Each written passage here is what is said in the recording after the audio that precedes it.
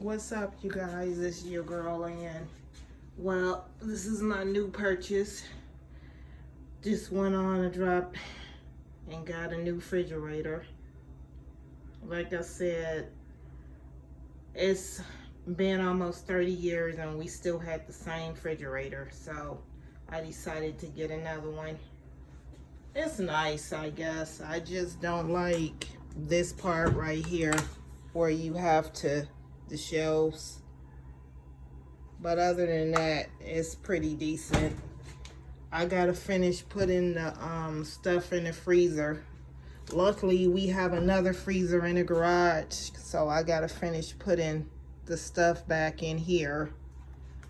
But other than that, it's pretty decent. Now I gotta get everything to match. Now I gotta get a new stove. I may as well keep it in the family. Samsung, and then dishwasher, Samsung.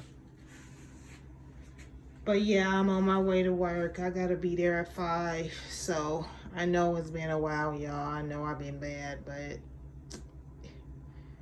oh, I can't. Y'all already know what it is. With that said, you already know your girl is blessed. I'm gonna need y'all to be blessed. And with that said, I'm gonna need y'all to subscribe, like, comment, share.